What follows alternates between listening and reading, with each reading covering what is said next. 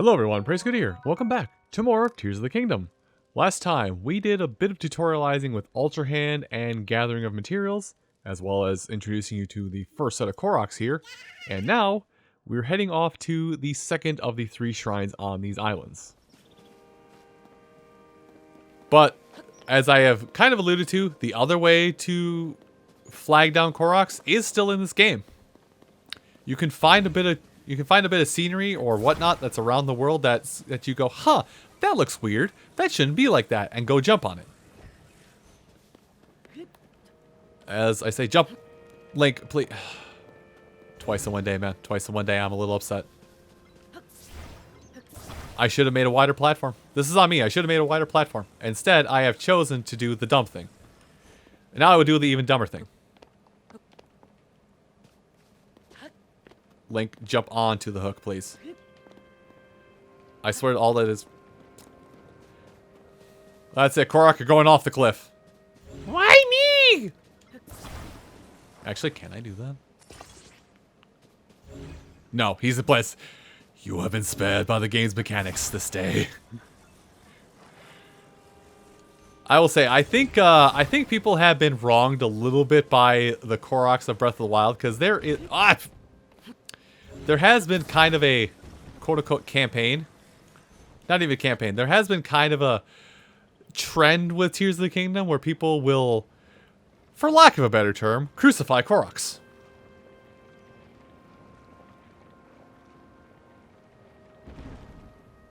I had to keep it silent just to make sure that point got driven home.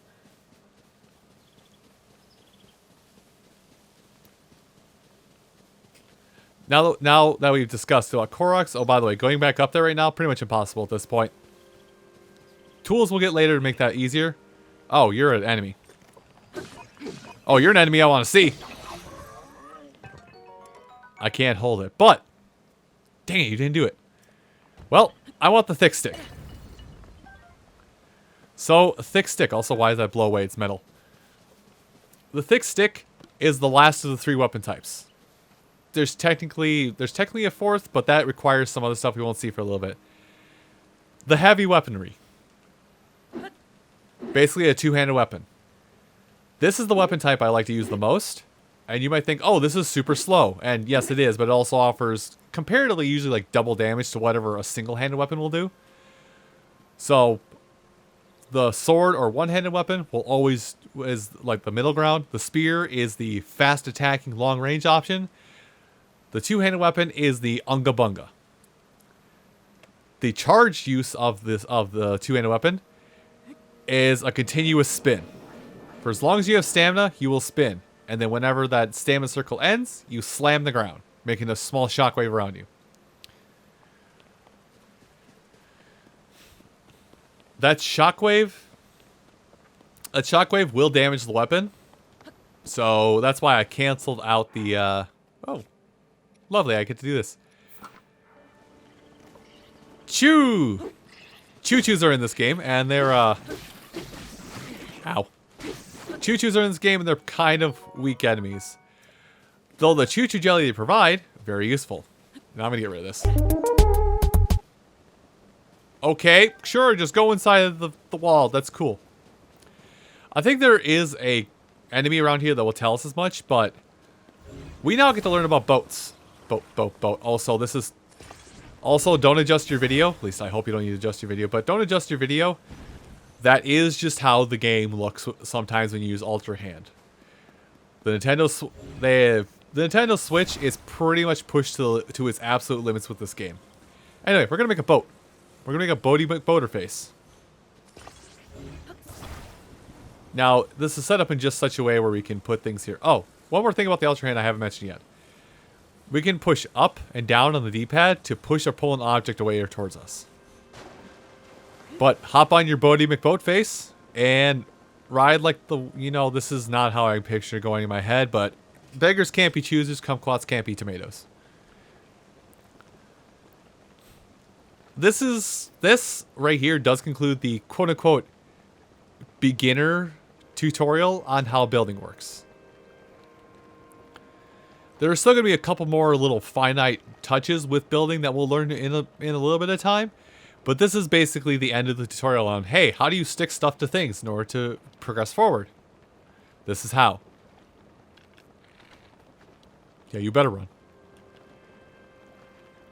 Now, I will tell you right now, you needed to do this because you cannot cross this river normally. You will lose too much stamina and drown in the process. So it is forcing you to build this. I'm pretty sure anyway. You might be able to like cheese it, jump across sticks, or set platforms straight down in water, make checkpoints, yada yada. Anyway, hip. I'm gonna get some wood for my troubles. So yeah, attack a tree. Well, not these, but attack a tree once, make a log. Attack the log, get wood. Get it? Got it? Good. Let's go.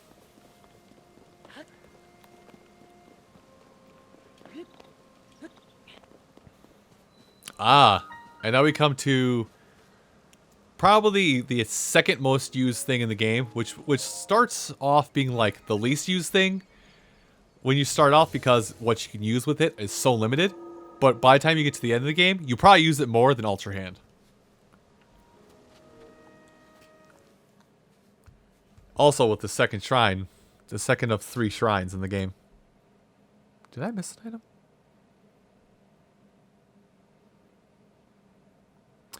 I'm trying to think if I've missed an item yet or not. No, I don't think I missed an item. Okay, we're good still.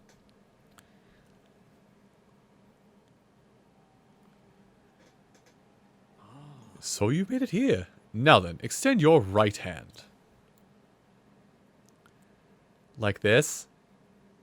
Oh god, the Gact! It's reacting! Gact react! Gact react! How many 90s products can I bring up and make you feel old or make you feel confused when I talk about them? With this, we get my favorite tool, the fuse mechanic. Unfortunately, it is just 1-to-1, but this is the fuse ability. It allows you to fuse something nearby to your weapon or shield, thereby enhancing it. Why not pick up that soul just ahead and then fuse a nearby object to it? Use fuse and receive the blessing from this shrine. So, fusing. We could talk about that too. Fusing, by the way. This menu now pops up. I can't select that yet. Probably will be able to select it later on. Do we have room for... No, we do not. Bye, Felicia. So let's grab this rusty claymore and let's do it as the game intended. So first of all, equip a weapon you want to use fusion on. Now they want us to use this claymore for it, which is fine. Basically, hit the fuse button. Walk up to an object.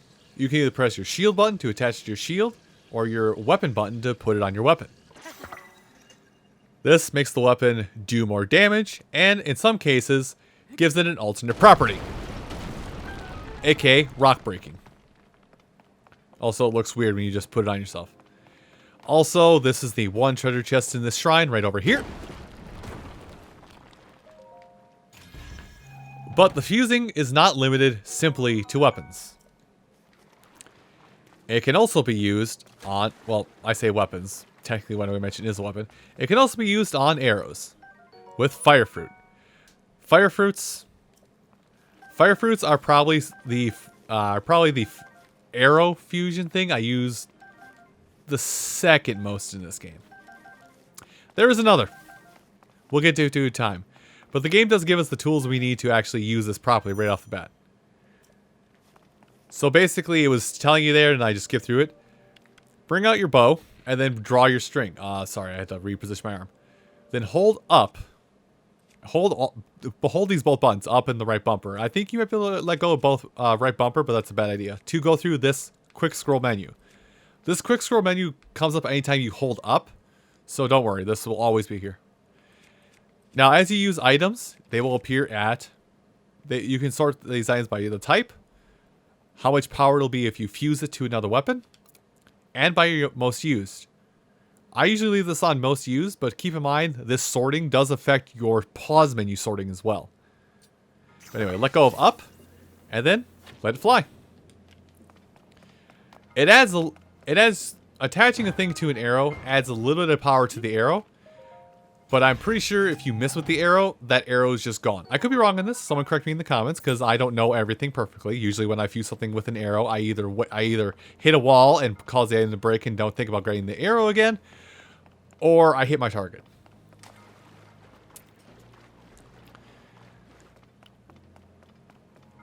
But now that we have the key from that chest, which was necessary to get in here, and like I said, that was the only treasure chest in this shrine. We're basically just going to go through a few more rooms, smashing things with our rock sledge, which I think it's called a rock sledge now, right? Boulder hammer. Tomato. Using our rock sledge, we will want to use this. And I think actually this is the tutorial on fighting with fused weapons. Also show us how the extent of fusing. So something I'm going to do, they don't teach you for a while, is right bumper lets you throw an item. But if you hold up, you can then pull up the menu for your items and select an item. Now, come forward a little bit. Thank you. Now, come forward. Or just stay in the fire. Bop. Okay, I deserve that. You can cause environmental damage. Also, a construct bow. A little bit stronger bow. We'll wait on using that for a little bit. Anyway. We need these. Hold on. For some things later, we need those Captain Construct horns. So I'm going to hold off on that. What I'm going to do is, in the meantime, I'm going to drop one of these just regular soldier construct horns. Select. I'm actually going to do this a couple times. Basically, make new weapons. So how many do I have? I have... Let's drop 3 more.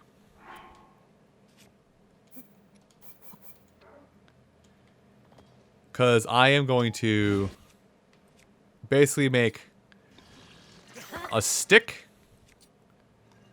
a spear, and an unga bunga. Now what's weird about this is when you do fuse it, it kind of replaces the normal head. I think it... Oh, there was this right here. Oops. Oh, hey. There's more things over here that I could fuse. Hold on. Do I have an unfused item? I do. We'll actually use these because the spikes, oddly enough, are probably the best fusion item for some time. For raw damage, at least. But anyway, now that's all done.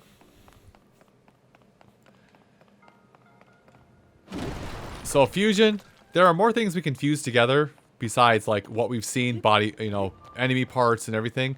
There will be many multiple combinations. I'll try and help you locate what's the best use of each fusion combination. Though I won't be able to do it perfectly, simply because I am me and forgetful. Anyway, let's watch this cutscene in action. You've done well to reach this place. We will offer this light that will cleanse you of evil. And don't worry, this is probably going to be the last time we'll see this cutscene, because as I said before, this cutscene plays every time you go to a shrine. This is some of the things I'm going to cut out of the Tears of the Kingdom playthrough that I left in the Breath of the Wild playthrough, just for the sake of expediency? FedEx? Listen, my brain is going places, and I'm trying to hang on and go for the ride.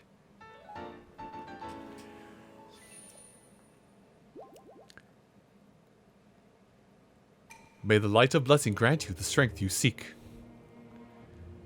And that's the last time we'll see it. We may see it once or more times if I'm like talking about a subject at the end of a shrine and want to get my thought out before the shrine ends. But something I do want to mention about that shrine now that we finished it is that every time you finish a shrine, it will full heal you. So say you're running, like, just talking in the future. Say you're doing a shrine and you have 10 hearts, but you're walking the shrine, you have 1 heart out of your 10. And then you finish the shrine. It's a full heal. I came because there's something I failed to give you. Please take it. That's a little small for a necklace. That won't go around my neck. Or I could attach it to my pants. Massive air quotes on pants. Energy cell. This is a necessary component if you are planning to be a builder. What I've just given you is an energy cell. It is required to make use of the tools known as Zonai devices. I cannot demonstrate its utility because there are no Zonai devices right here. However, I have associates with on the other side of that cave system. They can teach you how to do this. I hope the energy cell I provided is useful to you. Well, I know what will be useful to me is using this boulder hammer and going in this wall for a treasure chest. For arrows.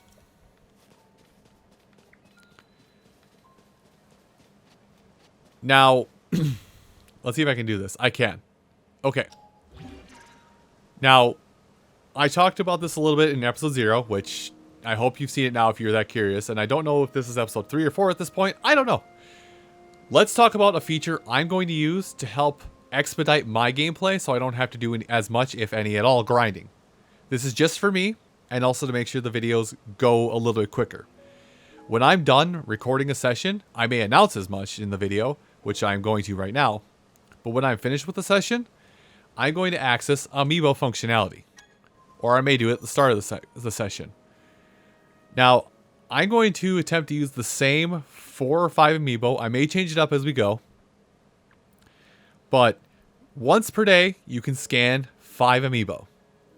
After the 5th amiibo, it's either diminishing returns or no use.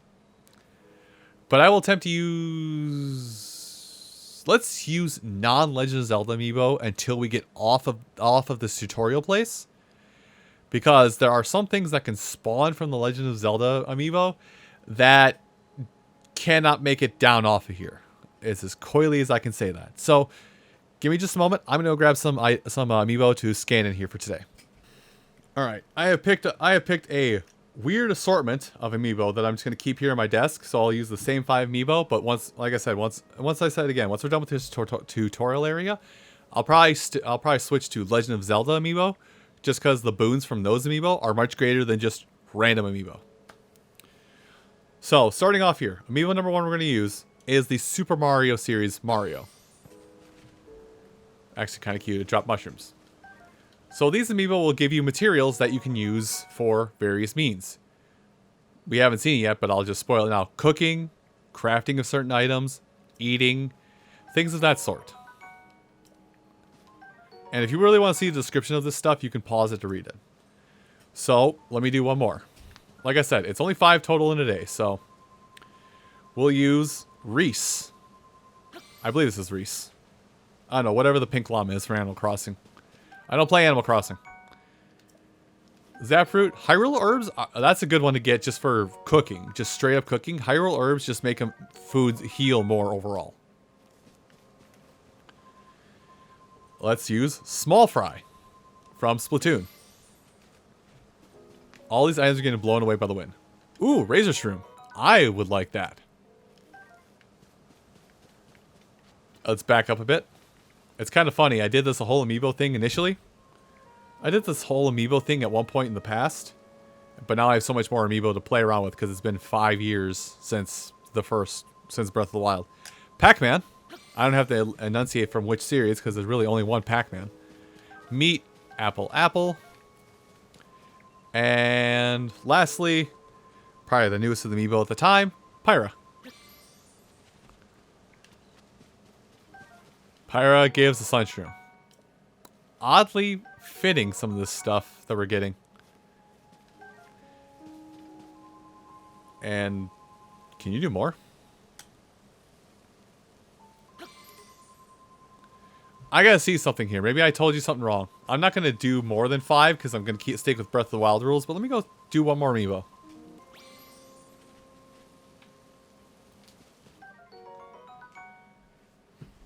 Okay, I was wrong. Apparently, you can just do as many amiibo as you can get your grubby little hands on. Maybe it's the maybe this is the maybe it's the limit on Legend of Zelda ones you can do. I don't know. We'll find out in due time. I'll do more experimenting with it on my off time when I have a little more time to record and experiment with things. But this is like the second time I've used amiibo in my entire time playing this game. So my knowledge on how amiibo work is also extremely limited beyond one use. Anyway, as I wrap up the video here today, let's go over the last thing that I haven't shown you yet that hasn't been presented in gameplay, is saving. Over here on the side, you have options to save, look at your options, load the game if you didn't like something, also adjust more. I think these are more accessibility controls, but we're going to save. I will also say that the game also has auto-saving.